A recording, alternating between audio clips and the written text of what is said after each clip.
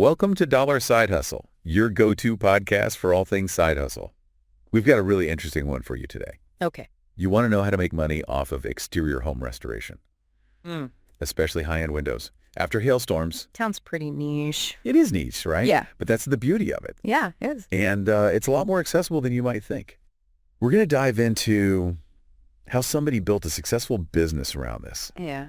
consistently earning 5 figures each month. Oh, okay. So this isn't about becoming a contractor yourself. Right. Yeah. Exactly. This is about using your sales skills and knowledge of the insurance system to connect the dots. Okay, so less about hammers and nails, more about being a savvy middleman. You got it. It's fascinating how this entrepreneur combined those skills to carve out a lucrative niche. I'm intrigued. Tell me more about how they got started. So this person's story is anything but the typical follow your passion narrative. Okay. They actually started out doing door-to-door sales for a roofing company, not out of love for roofs, pure necessity. Wow, so they were thrown into the deep end of sales. They were facing eviction, Yeah. had just lost their job and their car. Talk about hitting rock bottom. It was a make or break moment, Yeah. and it forced them to discover their inner salesperson. That's pretty inspiring, turning a desperate situation into a turning point. And that's when they realized the earning potential in sales. The top performers were making over 6 figures. Wow. They had been into the whole self-improvement thing, Tony Robbins, Yeah. Gary Vee, but struggling to find the right outlet for that entrepreneurial drive. So they saw sales as their first real taste of business, even if it wasn't their dream product. It became their training ground, teaching them about resilience, persuasion, and the power of a winning mindset. Okay. And here's where their story gets really interesting. Okay. They make this analogy about entrepreneurship being like a mental sport. You have to train those mental muscles, just like an athlete trains physically. I love that. Think about it. An athlete focuses on speed, agility, technique. An entrepreneur needs to build resilience, salesmanship, problem-solving skills. It's all about putting in those mental reps. You can't just read a book about business and expect to be a superstar.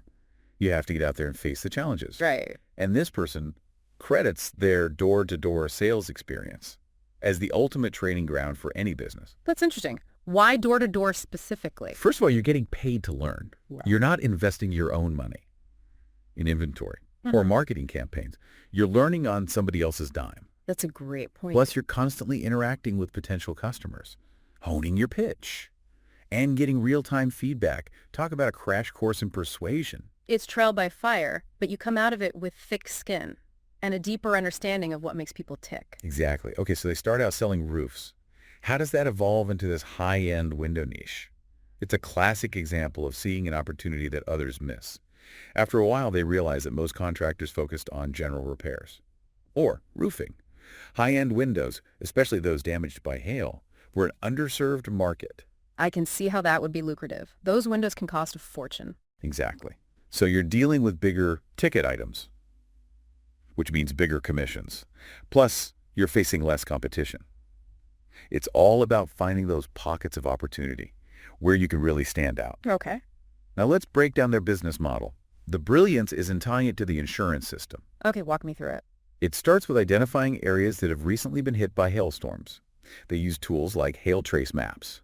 These show you exactly where hail has fallen and how severe it was. So they're being strategic, targeting neighborhoods where there's likely damage. Exactly. Armed with that information, they go door to door, offering homeowners free inspections for hail damage. It's a smart way to get your foot in the door.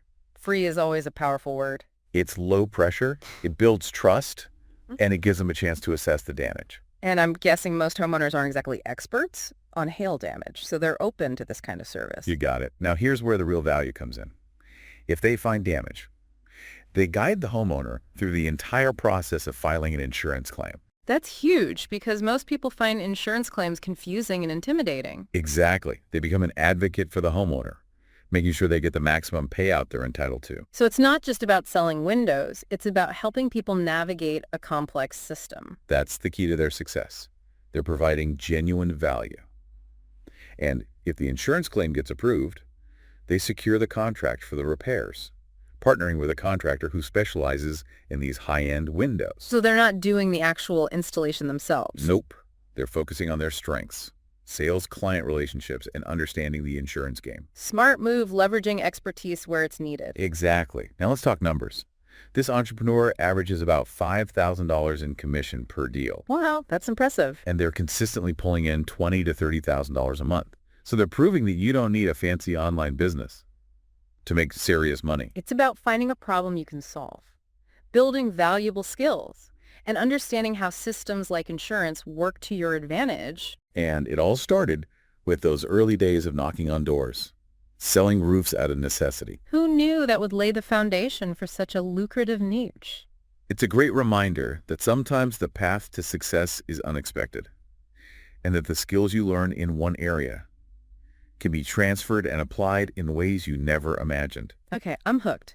Tell me more about the ins and outs of this business model. Let's dive deeper into the specifics of identifying hail damage, working with homeowners, and interacting with contractors. We'll unpack all of that in part 2, so stay tuned. Want to start a side hustle but feeling stuck on the tech part? You're not alone. Many first-time website owners feel the same. That's where Bluehost comes in. As the top-rated web host, they make things super simple with an easy setup, plenty of features, and budget-friendly plans to help you launch your website fast. Plus, their 24/7 expert support has your back anytime you need help. Head to dollarsidehustle.com/Bluehost now and grab a whopping 88% discount. Tired of the 9-to-5 grind? Check out this new $1,000 per day done-for-you website that generates automated income straight from your phone. It's simple to set up, takes just 15 minutes, and runs 24/7, earning for you while you relax. No experience needed, and it's available worldwide. Ready to start? Visit dollarsidehustle.com/cellphoneincome today. All right, so we left off with this entrepreneur finding neighborhoods that got hit by hail.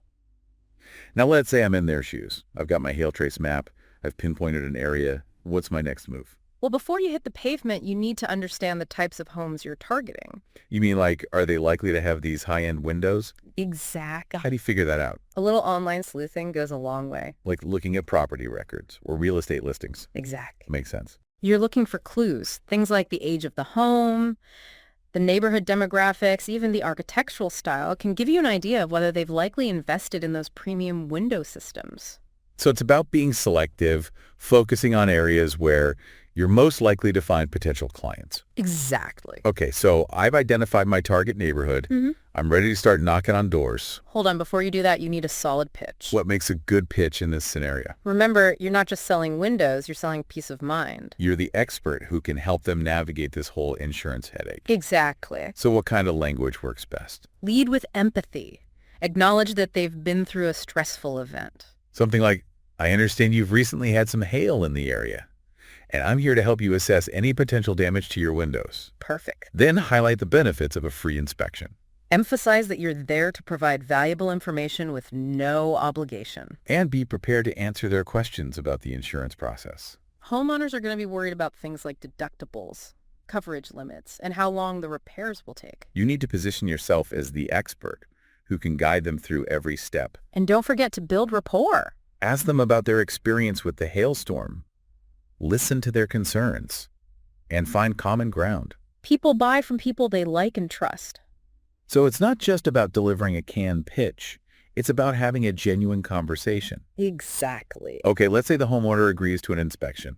What happens next? This is where your knowledge of hail damage comes in. So I need to be able to spot the telltale signs. Look for dents, dings, and cracks in the window frames. And check the glass itself for any chips or fractures. You're looking for anything that could compromise the integrity of the window. And if I find damage, how do I explain it to the homeowner in a way that doesn't sound too technical? Use simple language, avoid jargon, and explain the potential consequences of leaving the damage unaddressed. Like increased energy bills, water leaks, Mm-hmm. or even safety hazards. And I need to document everything thoroughly. Take clear photos of the damage, note the location and extent of the damage, and get the homeowner's signature on a damage report. This documentation is crucial when filing the insurance claim. Okay, so let's say the inspection reveals significant damage. Now we're into the insurance phase. This is where you really shine as the homeowner's advocate. I'm guessing this is where a lot of people feel lost and overwhelmed. Exactly. They don't know what their policy covers, how to file a claim, or what to expect from the insurance adjuster. Your job is to make the process as smooth and stress-free as possible. So walk me through it. What are the key steps? First, help the homeowner contact their insurance company and report the claim. Then guide them through the process of gathering the necessary documentation.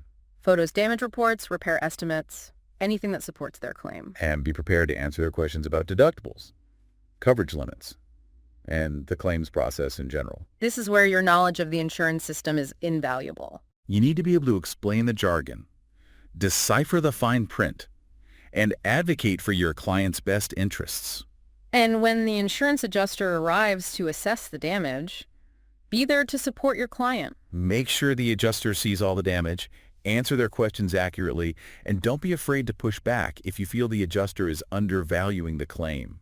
It's about being assertive but respectful. This sounds like a lot of responsibility. It is, but it's also incredibly rewarding. You're helping people through a difficult time, and you're getting paid for it. And when the insurance company approves the claim and issues the payout, you can move forward with securing the contract for the repairs. So I connect the homeowner with a reputable contractor who specializes in these high-end windows. Exactly. And I make sure the contractor is licensed, insured, and experienced in working with insurance claims, You're the liaison between the homeowner, the insurance company, and the contractor. making sure everything runs smoothly from start to finish. And when the repairs are complete and the homeowner is happy, you've successfully closed another deal. And hopefully earned a referral or two along the way. Exactly. This all sounds great, but are there any downsides to this business model? Well, like any business, it has its challenges. What are some of the biggest hurdles? One challenge is dealing with competition. There are a lot of players in this space. So how do you stand out from the crowd? It's all about building a strong reputation, providing exceptional service, and going the extra mile for your clients. Word of mouth is everything in this industry. Exactly. Another challenge is the unpredictable nature of hailstorms. You might go weeks without a major storm, then suddenly get slammed with multiple claims at once. So you need to be adaptable, organized, Right. and able to handle those fluctuations in workload. And you need to be good at managing your finances. Make sure you have enough cash flow to cover your expenses during those slower periods. It's all about being prepared for the ups and downs of entrepreneurship. Now, you mentioned earlier that this entrepreneur has faced some skepticism and accusations of taking advantage of people. It's unfortunate, but there's always going to be someone who cries foul, especially when insurance is involved. How do you address those concerns? Transparency is key. Be upfront about your fees, your process, and your role in the insurance claim. And make sure you're providing genuine value. You're not there to inflate claims or take advantage of vulnerable homeowners. You're there to help them navigate a complex system and get the compensation they deserve. And if you operate ethically and provide excellent service, your reputation will speak for itself. It's about building trust and letting your results speak louder than any criticism. Exactly. You know it's inspiring to see someone build a successful business around something as unpredictable as hailstorms. It's a testament to their resilience, their entrepreneurial spirit, and their commitment to helping people. This deep dive has been incredibly insightful. I'm starting to see the potential of this niche. It's all about connecting the dots, understanding the needs of homeowners, and the complexities of the insurance system. And it all starts with those foundational skills, sales persuasion, and building relationships. Skills that can be learned and honed with the right mindset and approach. Okay, so I think we've covered the ins and outs of the business model itself. We've seen how to identify damage work with homeowners and navigate the insurance claims process. But what about the bigger picture? What can we learn from this entrepreneur's story that applies to any aspiring side hustler? That's a great question, and one we'll explore in part 3. We'll unpack the mindset, the strategies, and the transferable skills that can help anyone build a successful side hustle, regardless of the industry. So stay tuned for the final part of this deep dive. Struggling to make money online? Most businesses fail because they're missing one key piece of the puzzle. This new system can help you earn up to $3,493 with no selling. And it all starts with a free webinar happening in just a few hours.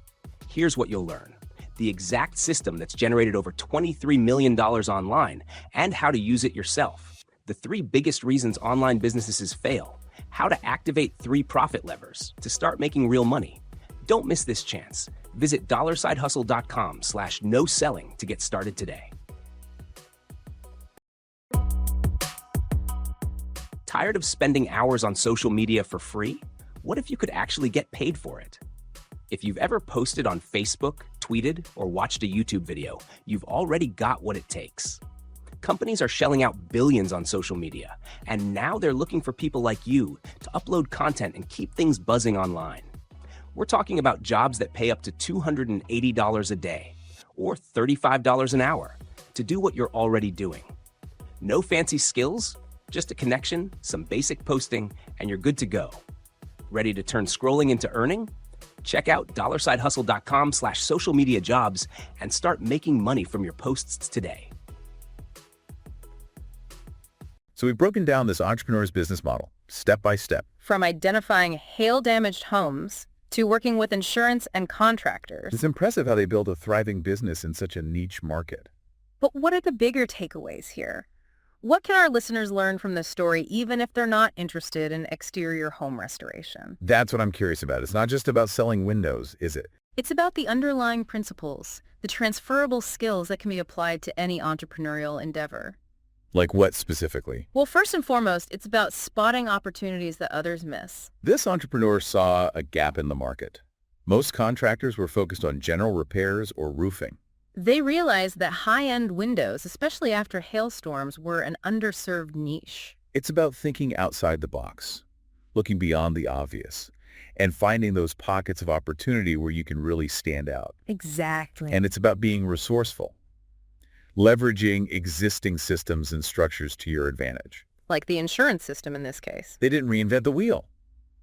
They learned how to work within a system that was already in place. And they positioned themselves as the expert who could help homeowners navigate that system. It's about solving a real problem, providing genuine value, and making people's lives easier. That's the foundation of any successful business. Another takeaway is the importance of building valuable skills. This entrepreneur started out doing door-to-door sales. Not the most glamorous job, but it taught them invaluable lessons. Sales persuasion, communication resilience. Those skills are essential for any entrepreneur, regardless of the industry. It's about investing in yourself, developing your skill set, and becoming an asset in any market. And it's about having a growth mindset, being willing to learn to adapt and to constantly improve. This entrepreneur wasn't afraid to step outside of their comfort zone, to embrace challenges as opportunities for growth. They saw every rejection, every setback as a chance to learn and to get better. That's the mentality that separates successful entrepreneurs from the rest.